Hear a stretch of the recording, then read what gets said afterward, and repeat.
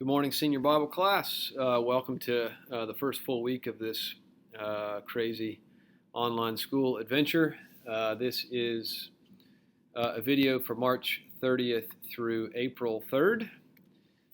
Curious how you guys are doing, but of course don't have a great way to actually see how you're doing.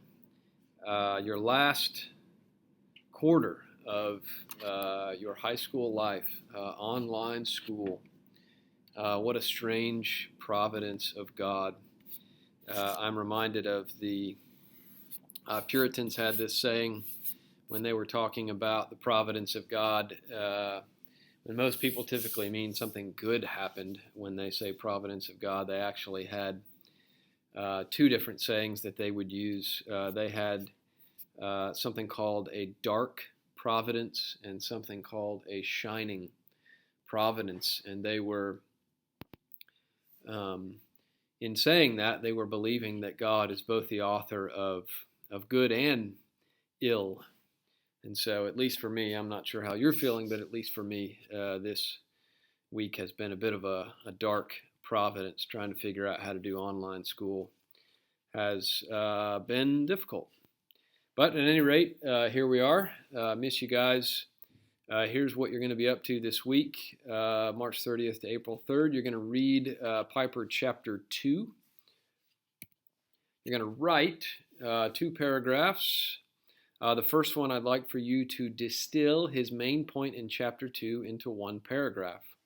No more, no less. You can come up with essentially a thesis statement and then expound it a little bit, but I want you to put his main thought into one paragraph, no more, no less. And then secondly, consider this statement and respond to it. This is a bit of a reflection on some of the things in chapter 2. Here's the statement.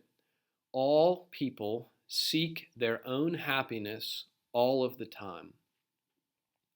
Do you agree or disagree? Explain. So that's what you will do in paragraph 2. So paragraph 1, a bit of a summary, a distillation of his thought.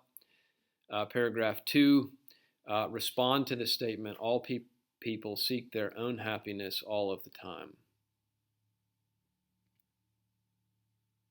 And then as far as watching goes, you're watching this video. Presumably this is the only video for the week. So one chapter, one bit of writing, and one video. And at the end of this video, I'd like for you to leave a 2 to 3 sentence comment. Now, as we head into certainly what's going to be a little bit of an abbreviated, discussionless final quarter in Senior Bible, I want to invite you to what I would call an exercise of the heart. I know in school, especially here at Redeemer, you're used to pretty high degree of academic, intellectual output, and certainly a little bit of that in Bible class. But much of what Bible class is an attempt to engage with your heart, to invite you to self-reflection, and to let God shape your heart and your mind. And I want in this last quarter and in this unit on Piper's book, I want to especially invite you to an exercise of the heart. Bring your heart into this material and content. Be willing to do some serious self-reflection on what you want out of the rest of your life, what you desire from life, and where you're heading. One of my favorite authors, James Smith, says, I think it's actually one of the titles of his books, he says, "You are what you love, and you may not love what you think." And his point is we ought to be training our minds, but often our minds are not, the things that we think are not always the most bedrock reality of who we are. He says, and I think he's right, you are what you love. And one way to describe what we're doing with this book, Don't Waste Your Life, is to consider, what do you love? What do you love, and how is that going to drive the rest of your life? So, an invitation to self-reflection and an exercise of your heart underneath the truth of God's Word through this material. Essentially what I'm going to be doing is basically kind of walking through some parts of Piper's thought, trying to distill some talking points to get you thinking, draw in some other things, zero in on some specific Bible passages that invite us to reflect on the idea of not wasting our life. And then you'll be able to use much of this and pull it into what you're going to write at the end of the quarter, which I am still formulating to fit this online school paradigm and to fit Piper's material. So I will give you plenty of time to do that. But the goal is that you would bring your heart, and that I would help you draw some of the riches out of what Piper has to say. I want to start with one of maybe the most basic questions a person could ever ask, and it kind of drives this book in some sense, and it's so common, so basic, somewhat of a truism, that it's easy to never really look this question in the eye. What is the purpose and meaning of life? That should say, and what is the purpose and meaning of life? So consider the 18 years that you've already got under your belt. What has been the purpose of your life so far? How would you answer that question? The purpose of the first 18 years of my life has been blank. And one of the things I really want you to do in this next 6 or 7 weeks is to answer that question biblically, and as you anticipate the next 10, 20, 30, 40, 50, 60, 70 years of your life. What is the purpose of life? What is the point of being a human? How does a human experience lasting meaning? Biblically, we would say eternal meaning and significance in life. I invite you to look that question square in the eye, to not evade it, and to not just give the easy answer or the cheesy Bible answer, though I don't actually mean that Bible answers are cheesy, but I think you know what I mean. How would you really answer this question thus far in your life, and what ought to be the answer for the rest of your life? Next, I want to consider, you might say, an answer to that question that we could summarize with the phrase American dream. I trust that you are familiar with the concept of the American dream. Consider this paragraph from actually a study guide that goes along with Piper's book. A newly retired couple moves to New Mexico to spend their twilight years on the golf course. A middle-aged man labors all day at the office to make enough money to provide for his family, with a nice house in a safe neighborhood and fun vacations in the summer. A young student enters college in hopes of gaining the education and skills needed to have a good career. Is this all there is to life?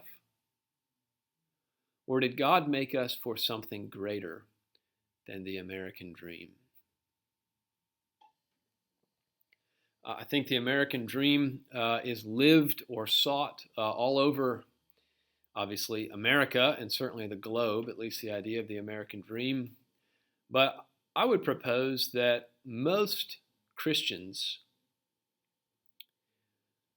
are living perhaps chiefly with some version of the American dream in the middle of the crosshairs of their life, what they're shooting for. And they may baptize it with some sort of Christian practices. We're going to come back to this concept. May kind of baste it with some religious things. But at rock bottom, the American dream is the heart of the meaning and the purpose of life. I would even suggest for your average American Christian.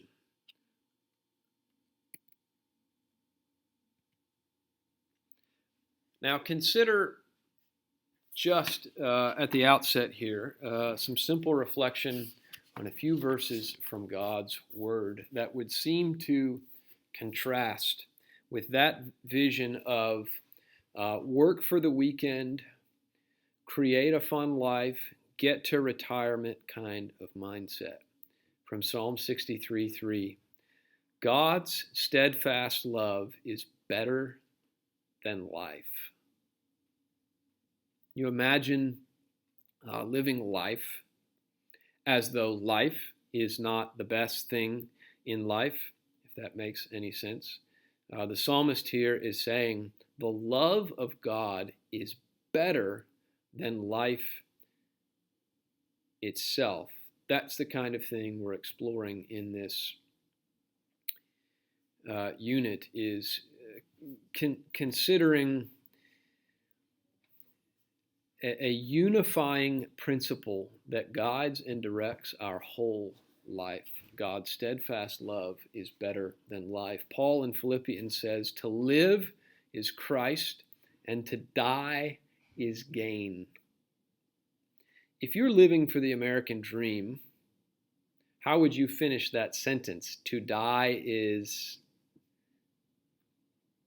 what?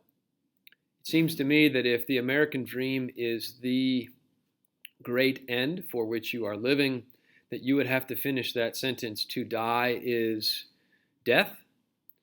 To die is the worst. To die is the end of that for which I was living for. Paul says to die is actually gain. I want you to consider how shocking and ridiculous, almost silly, that phrase is. To die is gain. Paul's saying, I would rather die than live, in one sense, because of what that will mean for me. When I die, there is something I will have that is better than life. And so this thought in Paul actually, in some sense, flows from Psalm 63:3. Paul, I think, is envisioning entering into the fullest measure of that steadfast love of God. Again, we're reflecting on how these verses are perhaps antithetical to the American dream. Habakkuk, the prophet Habakkuk, says, the earth will be filled with the knowledge of the glory of the Lord as the waters cover the sea. What is he speaking about? He's speaking about the day when God makes all things new. And one of the great heartbeats of that day, one of the great principles of the new heavens and the new earth, of heaven itself, will be that the entire earth is full of the knowledge of the glory of the Lord. In other words, knowing and celebrating and loving and living for the glory of God is heaven.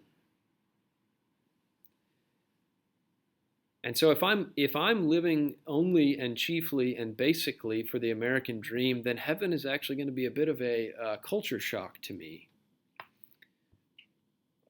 Because in heaven, the knowledge of the glory of the Lord is one of the most basic realities, is the basic reality that exists. This is Jesus himself in Mark's gospel. Whoever would save his life will lose it.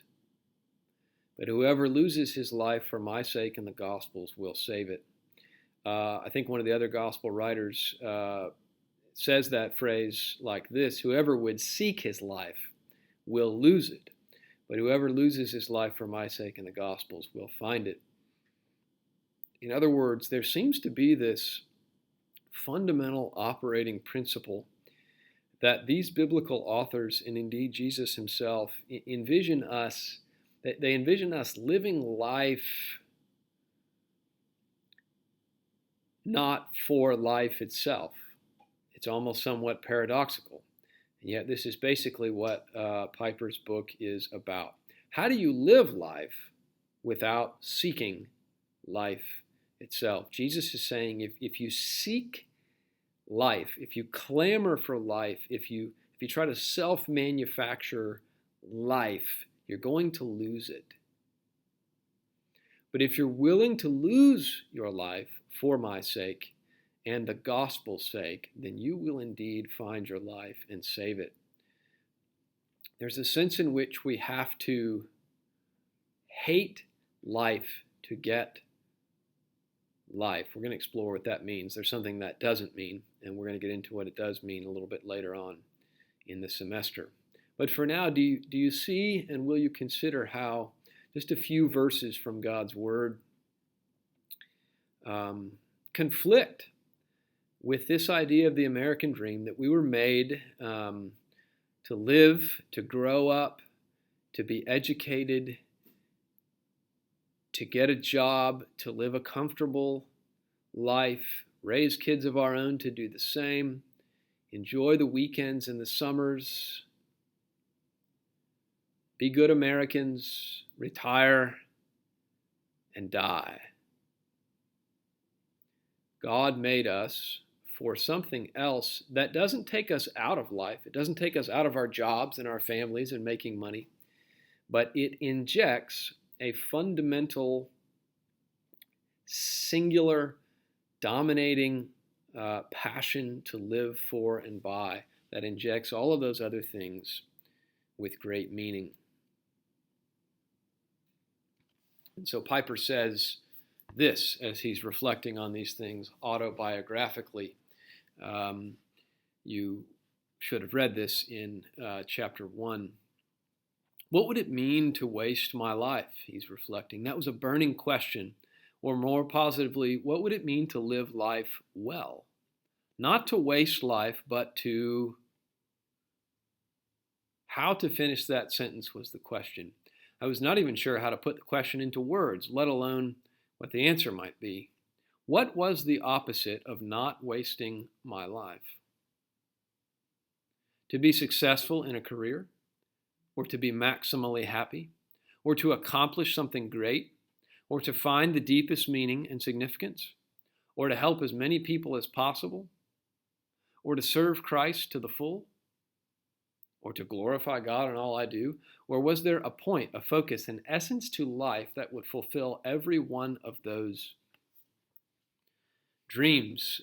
You see this invitation to consider, is there one essence to life, one point to life, one purpose to life, one essential meaning to living life? Notice he's asking some questions that have to do with success, happiness, enjoyment. He's asking some questions that have the word God in them, glorifying God, serving Christ, helping people. One of the things I think we have done in error as we try to wrestle with these kinds of questions, one of the things I think in our evangelical culture that we have gotten wrong, and indeed in my own life, is we have created a dichotomy between two things that were never meant to be completely divided. So I want you to do a little exercise on a piece of paper. Get some paper, a pen, a pencil. It can be a sticky note. I don't care what it is. You're not turning this into me, but before God and whoever else is in the room. If it's no one, whatever. Get a piece of paper, if nothing else, because you're willing to do so. And I want you to write down what comes to mind immediately. If I were to tell you, you wake up today and say, there are no constraints upon you at all today. Do things that make you happy today. This is not a bad thing. These aren't bad things. Instead, I'm saying to you, do things that make you happy today. So write some things down, 3, 4, 5 things. What would you do today if somebody came to you and said, I want you to do things today, do only things that make you happy today? What would that list look like for you? Some Jeopardy music would be good right now because I want to give you a second or two to do that. Obviously, it would be ideal if we were in the same room together, but alas, we are not.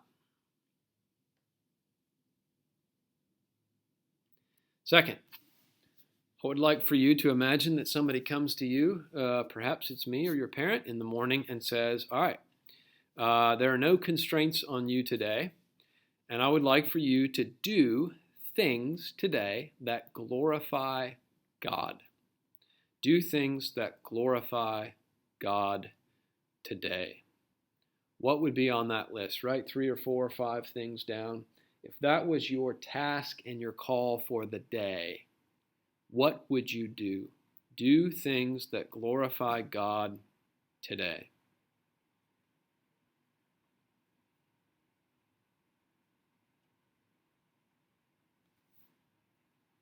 Now, let me ask you, are these significantly or radically different lists for you?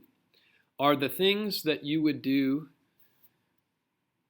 to be happy significantly different from the things that you would do, quote, to glorify God? Doesn't necessarily mean the one list is wrong things and the other list is right things.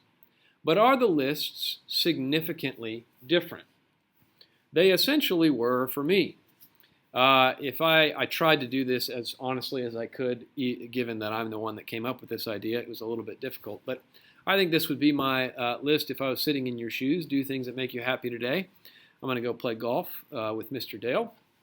I'm going to read a book for pleasure. In other words, I'm going to choose a book that I want to read as opposed to one that I'm being told to read.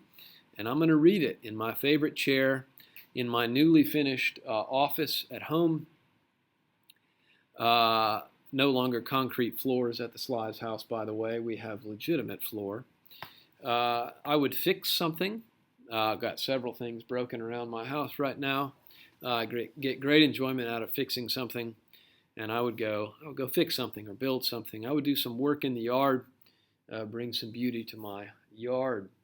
Now, if you said to me, I want you to do some things or do things that glorify God today, I would do something for someone else. Perhaps I would go pick my friend Joey up and take him to the scrapyard and to Zaxby's for his sake and not for my own. I would read my Bible.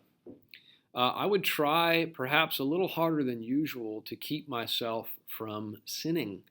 That would seem to me to fit into the glorifying God category. And I would, try to praise God in some explicit sort of way, perhaps sing some songs or listen to some worship songs or something like that. You could probably add prayer to this list. Now, why is it, I don't know if you had this experience, but if you did, why is it that these lists perhaps ended up being so significantly different? I think that we have, in general, so generalization, we have kind of subconsciously, very subconsciously and subtly separated out being happy with glorifying God. We've almost pitted them. Again, I think this is very much subconscious. This is pitting them against one another, being happy and glorifying God. Here's some ways I just think we sort of create this dichotomy. We think of like real life and what you might call religious life. You know, we sort of, we do our living, and then we do some other religious things, typically on the weekend. We do ordinary things during the week, and then we do some other spiritual things like praying and reading our Bible and so on and so forth. That should say Monday through Friday. That is a gross and terrible typo. Monday through Friday, I think we've created this dichotomy even with the days, right? We have weekdays, and then we have Sunday, or at least Sunday morning, that sort of seems to go in the glorifying God category. It's not that we aren't happy on Sunday mornings, and again, this is a generalization. But at least in my mind, I often tend to think of ordinary life and then special spiritual religious things. And I think we typically locate the self-satisfaction part of our existence in getting to do the things that we want to do. And then we tip our hat to God by doing some things that we think glorify Him. This might work out in a business by understanding your business to be very dichotomized, right? My business really exists to make profits, but I need to add some Christian things. And so I'm going to do some Christian business practices, right? We're going to post Bible verses around the business. We may have a good, somewhat Christian slogan. We're not going to cook the books, right? We're going to have honest financial practices. I'm going to have a Bible study with my business associates and employees. But really, my business exists to make money. I mean, that's really what it's for after all. Now, I'm not saying any of these things are wrong, but instead, I think we've begun to, we have this dichotomy between things that are ordinary, normal, real life things in which we really seek to be happy in all of them, and the glorifying God kinds of things, the spiritual things, the religious things, and so on and so forth. And I would suggest that is a problem. We're operating as though the meaning and purpose of life is to create our own happiness. But we recognize that God doesn't seem to be a huge part of that. So often we try to kind of baptize our self-manufactured happiness with some godness, some God things, some religious things. And so we sometimes can tack our youth group and Bible study onto what is really a respectably self-centered life. It's like stapling religious fruit onto what is really a secular life. Now, at this point, an astute listener might observe, I remember you quoted Psalm 63 back at the beginning. Your love is better than life. Isn't that a bit of a dichotomy? God's love and then the rest of regular life? And in some sense it is. But I would suggest it's a different kind of dichotomy. What we're after, I think biblically in this vein, is making a distinction between God's love and life, quote, but not separating them. What Piper is going to be after in this book is calling us to a singular devotion to the glory of God in life, in all of life. But what this dichotomy does is it separates out the God things from the ordinary, regular life things. And that is not a biblical paradigm for living. Now, one of the sections in Piper's book was this dive into a little bit of philosophy. And he brought up this big word called existentialism. And you may have been wondering why on earth he did that. He has this little section, I think, to help us to see, certainly it was just in part autobiographical, but I think he's inviting us to consider the most basic question, which is there a meaning, a true and real meaning in life? And is it objective or is it subjective? Does it come from outside of me, imposed upon me, or do I get to subjectively create the meaning of life for myself? So he says this on page 14. Existentialism taught that there is no essence outside you to pursue or conform to. Call it God or meaning or purpose. It is not there until you create it by your own courageous existence, hence existentialism. In other words, there is no sort of ultimate meaning or purpose that is given to me from the outside that I must conform to, but rather I create my own purpose from the inside simply by my own existence.